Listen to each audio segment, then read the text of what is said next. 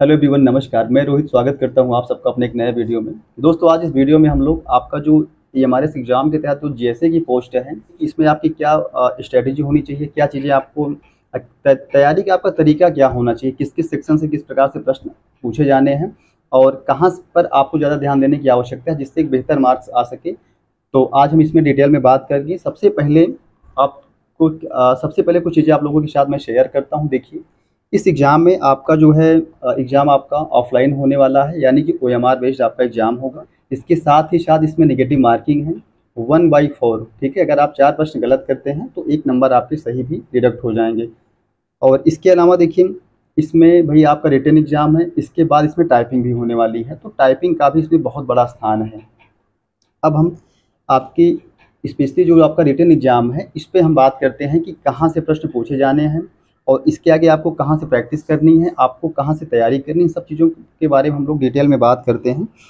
तो देखिए, सबसे पहले हम इसका सिलेबस डिस्कस करते हैं। आई होप आप लोगों ने सिलेबस देख लिया होगा, सिलेबस आप लोगों ने निकलवा लिया होगा। तो इसमें रीजनिंग है, उसके बाद क्वांटिटेटिव एप्टीट्यूड यानी इसमें मैथ भी पूछा जाएगा, जनरल अवेयरनेस है, जनरल इंग्लिश है और जनरल हिंदी है।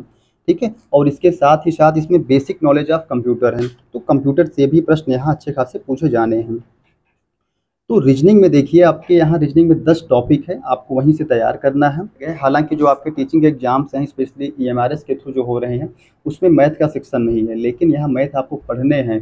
लेकिन अक्सर मैथ में कैंडिडेट को समस्या होती है, तो आप यहाँ समझिए कि जो इसमें मैथ पूछा जा रहा है वो केवल अर्थमेटिक से पूछा जा रहा है। तो अर्थमेटिक बहुत ईजी है, उसमें आपको बहुत ज़्यादा नहीं दिक्कत है। आप थोड़ा सा जो है चैप्टर वाइज आप थोड़ा सा प्रैक्टिस कर लीजिएगा। और मैथ में केवल उसका एक ही तरीका है, जितना ज़्यादा से ज़्यादा आप प्रैक्टिस करते हैं उतना ज़्यादा से ज़्यादा वो आपके लिए बेनिफिशियल होता है। तो मैथ में टोटल 14 से 15 टॉपिक दिए गए और वहीं से प्रश्न पूछे जाएंगे, तो उसको लेकर के आपको परेशान नहीं होना। कुछ चीज़ें हम लोग बाद में डिस्कस करेंगे कि क्या आपकी अप्रोच होनी चाहिए। सबसे पहले जो आपका जनरल पार्ट है उसमें डिस्कस करेंगे कहाँ से कितने प्रश्न पूछे जाने हैं। और मैथ के 20 प्रश्न यहाँ आएंगे। जनरल अवेयरनेस में 30 प्रश्न हैं। जनरल अवेयरनेस का यहाँ बहुत ज़्यादा वेटेज है। जनरल अवेयरनेस में आप देखिए, यहाँ करंट से भी प्रश्न पूछे जाएंगे, जीके यानी जनरल नॉलेज से भी प्रश्न पूछे जाएंगे। जनरल नॉलेज में आपके स्टैटिक पोर्शन, समसामयिक विषय से भी प्रश्न पूछे जाएंगे। राष्ट्रीय अंतर्राष्ट्रीय घटनाएं भी वहाँ आपको कवर करना है। इसके साथ ही साथ केंद्र सरकार की जो भी महत्वपूर्ण योजनाएं हैं वहाँ से प्रश्न पूछे जाएंगे। खेल से प्रश्न पूछे जाएंगे, जो महत्वपूर्ण पुरस्कार दिए गए हैं उनसे प्रश्न पूछे जाएंगे। इसके साथ अब आ जाइए आप लैंग्वेज कॉम्पिटेंसी टेस्ट पर। ठीक है, तो यहाँ इसका भी एक अच्छा खासा वेटेज आपको देखने को मिल रहा है। लैंग्वेज में आपकी हिंदी और इंग्लिश है और दोनों मिला करके 30 मार्क्स का है। ठीक है, यानी कि हिंदी 15 क्वेश्चन हैं और इंग्लिश से 15 क्वेश्चन यहाँ आएंगे। इस प्रकार से दोनों मिला करके यहाँ 30 प्रश्न आपके लैंग्वेज से आएंगे। इसके साथ जो आपका नेक्स्ट पार्ट है वो है basic knowledge of computer operation, यानी कि कंप्यूटर आपका जो है यहाँ 30 नंबर का है। ठीक है, तो इस प्रकार से आपका जो टोटल मार्क्स बन रहे हैं वो 130 के हैं। थोड़ा सा एक बार समराइज कर देते हैं। रीजनिंग 20 हो गया, मैथ आपकी 20 हो गया, जनरल अवेयरनेस 30, लैंग्वेज से आपके 30 क्वेश्चंस और बेसिक नॉलेज ऑफ कंप्यूटर यानी कंप्यूटर से 30 प्रश्न आएंगे। तो जो टोटल आपका मार्क्स है वो जो है 130 का है। ठीक है, और 2.5 घंटे आपको समय यहाँ दिया जा रहा है।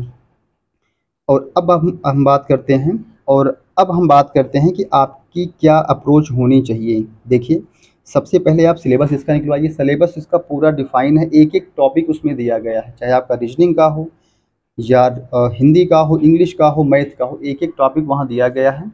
तो आपको क्या करना है कि अभी तक अगर आप जो भी तैयारी करते हुए चले आए हैं, इसके पहले अगर आपने एग्जाम एनवीएस या केवीएस का दिया है, एनवीएस एग्जाम में भी इसका जो है आपके जेएसए का एग्ज़ाम वहाँ हुआ था, तो आप उसका एक बार पेपर देख सकते हैं।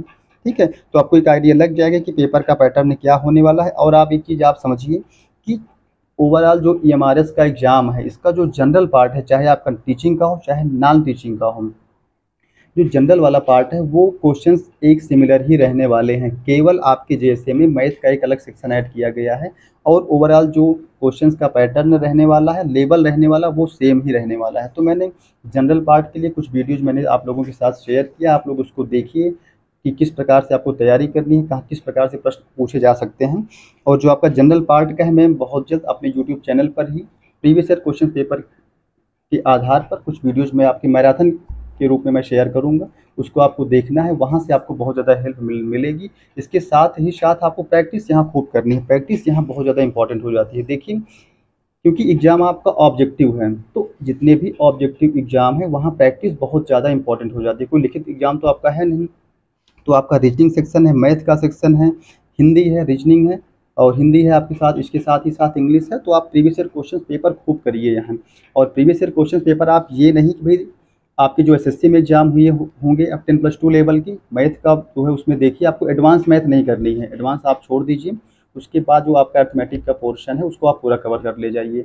अर्थमेटिक में अगर आप थोड़ा सा आप कॉन्सेप्ट पकड़ सही कर लेते हैं, थोड़ा फार्मूलाज पे आप काम कर लेते हैं और उसके साथ ही साथ आप प्रैक्टिस करते हैं, तो देखेंगे कि आपको एक बेहतर वहाँ रिजल्ट निकलने वाला है। तो मैथ को लेकर के आपको परेशान नहीं होने है। जनरल अवेयरनेस की बात करें तो जनरल अवेयरनेस का जो यहाँ वेटेज है वो 30 मार्क्स का है, ठीक है। तो जनरल अवेयरनेस में आपके स्टैटिक पोर्शन से भी यहाँ क्वेश्चंस आएंगे, जीके जी, ठीक है। तो जीके में आपके हिस्ट्री, पॉलिटी, इकोनॉमिक्स, जियोग्राफी और स्टैटिक पोर्शन से भी वहाँ प्रश्न पूछे जाएंगे। तो इसके लिए आपको अलग अलग किताबों को नहीं खोजना है। आपके पास अगर लूसेंट है या लूसेंट के ही समान कोई बुक है जिसमें सारा सेक्शन कवर किया गया है तो आप उसको करिए। लूसेंट अगर आपके पास है तो मोर देन सफिशिएंट लूसेंट है, लूसेंट आप कर लीजिए कवर पूरा। और उसके साथ ही साथ आप प्रैक्टिस करिए, जो जीके के भी बहुत सारे से प्रैक्टिस बुक आती है जिसमें पॉलिटी के बहुत सारे क्वेश्चन दिए गए हैं, हिस्ट्री के बहुत सारे क्वेश्चन दिए गए हैं, तो आप उसको आप अच्छे से करिए। यही आपकी अप्रोच होनी चाहिए, ठीक है। और अब हम कंप्यूटर के बारे में बात करते हैं। तो कंप्यूटर यहाँ बहुत इंपॉर्टेंट है। तो कंप्यूटर में आप देखिए कि बहुत सारी किताबें मार्केट में है। अगर आपके पास लूसेंट की बुक है या RW यानी जो आपके अंकित भाटी सर हैं, वहाँ उन्होंने भी जो है कंप्यूटर की कुछ किताबें निकाली, वो भी किताबें बहुत ज़्यादा हेल्पफुल हैं। या इसके अलावा अगर आपके पास किसी पब्लिकेशन या राइटर की किताब है कंप्यूटर की जो बेसिक नॉलेज वो कवर करवाए, जैसे आपका ऑपरेटिंग सिस्टम है, इनपुट आउटपुट है, लैंग्वेज है, या जो है आपका सिस्टम आपका जो है पूरा जो है एक मतलब बेसिक नॉलेज आपका आपके पास होना चाहिए कंप्यूटर का।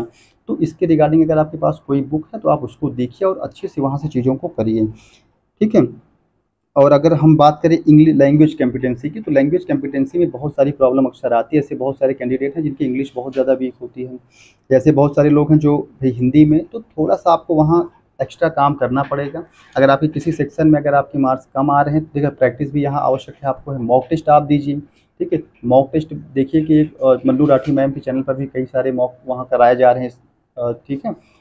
तो देखिए मॉक के लिए आप यूट्यूब पर देखिए या अन्य अगर आपने किसी का जो है टेस्ट सीरीज लिया है तो वहाँ भी कई सारे मॉक चल रहे हैं। तो आप मॉक अटेम्प्ट करिए, अपना मूल्यांकन आप करिए मॉक के बाद कि आपको आपके किस सेक्शन में मार्क्स कम आ रहे हैं, तो आप क्या करिए उस पर थोड़ा सा और काम करने की आपको आवश्यकता है।